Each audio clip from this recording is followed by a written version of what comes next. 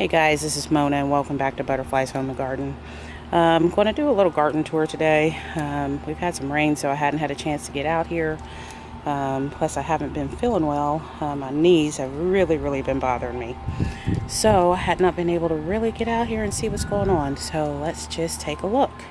Over here is looking phenomenal. The pink lemonade blueberry bush there is fantastic. I can't wait to see what it's going to do.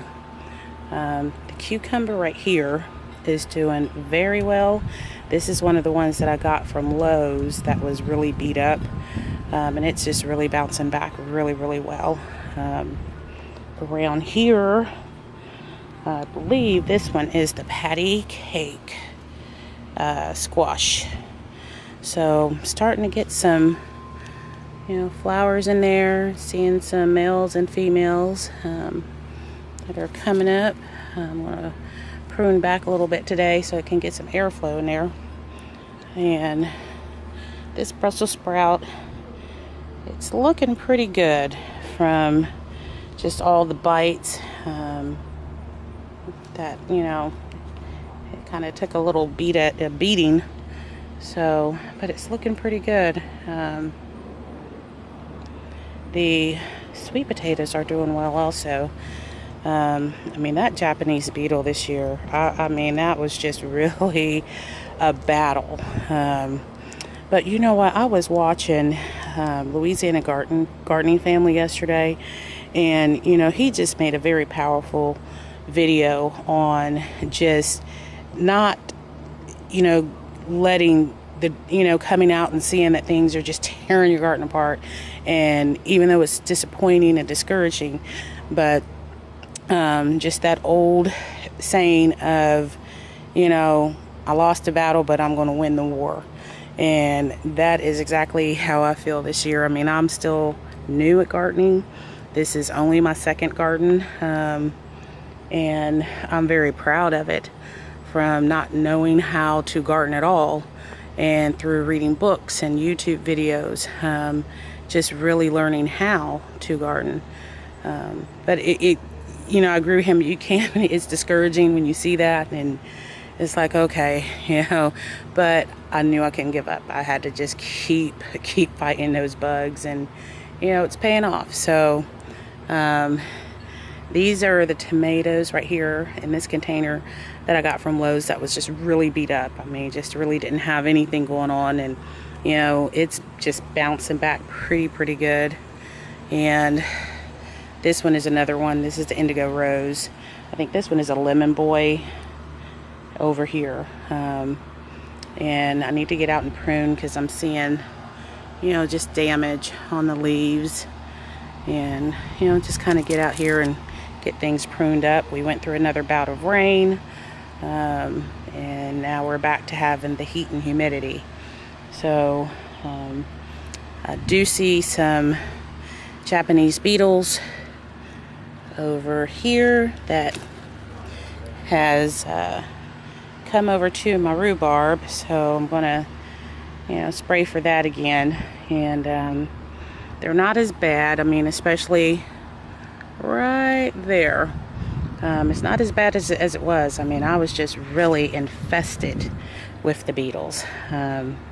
So I'm very satisfied. I've actually gotten a lot of harvest off of my eggplants. Over here, these cucumbers, not sure if they're going to make it. I'm going to still TLC them and see if I could get them to bounce back. Going to be doing a feeding today of nitrogen, and do some fish emulsion. Oh my goodness, what is this big old grasshopper? Well, let me see if I can zoom in on that baby. That's a biggie. Look at that. I don't know how good or bad that is. I've never had a grasshopper problem in my garden. I wanted to jump off of there because I don't want it to jump on me. And the melon bed, look over here. It's a mess, guys. I'm just going to go ahead and pull it completely out. But I did discover in my melon bed over here that I have a volunteer tomato plant. So that was really exciting. So this is the main thing that I'm going to be doing today, is just pulling out the melons bed. And next year I'm just going to do it different. I'm not even going to put it in a raised bed. I'm going to put it in another spot where it can just vine out on the yard. I think that'll be a whole lot better. And over here, these are doing well. These are the dwarf tomatoes, and I gotta say, I don't think I will ever grow these again. The flavor is such a bland. If you're a person that you don't like a strong tomato flavor, then this definitely is a tomato for you. But it's really not a lot of flavor for my liking. So probably won't grow that one again. And over here, this is a yellow crookneck squash, and it's doing really good. And that's one of the ones that I got from Lowe's as well. That was really beat up. So let's go down here to the other side of the yard. Yep. And the tomatoes, I'm seeing some yellowing on it. Don't know if it's diseased or getting sick or just needs to be pruned back from all the rain that we just recently had.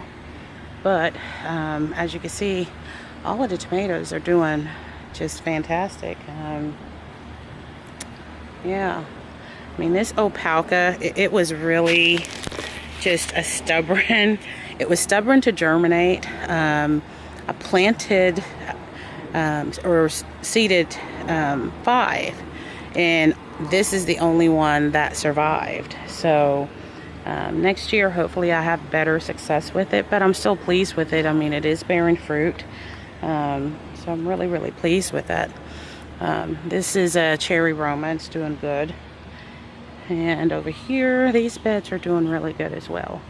Going to be doing some, like I said, doing a very big boost in nitrogen today, because a lot of my peppers are, losing color. It's still bearing a lot of fruit.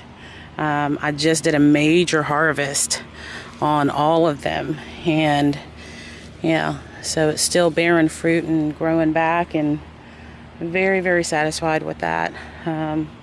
The Serrano, same thing. You can see right there, we got a lot of flowers coming back. So this Bratz Atomic has done really well. I'm really satisfied with that. So you can see right there, and it's loaded down with tomatoes, and so is this San Marzano. And what I've been doing is, when I've harvested tomatoes, I've just been putting them in the freezer. So that way at the end of the season, when it's time to do final harvest, I'll pull them out and get them all processed to make some sauce. This Mexiball right here is doing well. Little sad, I need to get it watered. I'm about to do that. And all of these are doing phenomenal. I think this one is this is a Better Boy. The Black Vern is doing really well. Both of these are. The pink Brandywine is putting on some fruit, but yeah, I got to get out here and get those yucky leaves cut back off of them. And this Cherry Roma is really doing well as also. The Spanish Mammoth is just really doing its thing. Very pleased. So let me angle this. You can see, it's just loaded with peppers. Yeah, so it'll be time to do another harvest on that soon as well. I just did a big harvest with the Long Red Cayenne and the Habanero, and actually got those in a dehydrator, still dehydrating, to make some spices. And over here we've got some red bells, some rainbow bells, green bells, more Spanish Mammoth right there, and the sweet banana peppers are doing, as you can see, really well. This is the bush bean, and I pulled a couple of them already because they were just gone. But as you can see, we got some flowers coming on. So there's still, you know, maybe a little bit more of a harvest that I can get off of this. And now I'm really surprised over here with the Sugar Daddy Snap Pea that it really is still growing in the heat. I mean, it's slow growing, but it's still growing, and it is bearing some fruit off of it.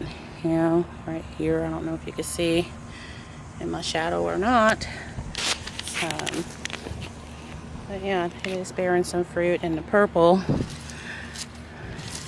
bean is doing its thing, and I'm starting even to see over here with my pole bean that it's starting to bear fruit as well. And this cherry tomato right here, it's really, I mean, just loaded down with tomatoes. But as you can also see, my green bean here has run all the way over here as well. So, and then this is a Roma right here. If you see, you know, it's pretty loaded down with tomatoes. So, very satisfied and pleased with everything. But I am going to go ahead and pull that melon bed over there, and then mix up a little concoction to give everything a good feeding from just all the rain that we've just had, and we're about to get some more rain coming in, but I still just want to go ahead and give a feeding and get things cut back. So that is it for the tour today.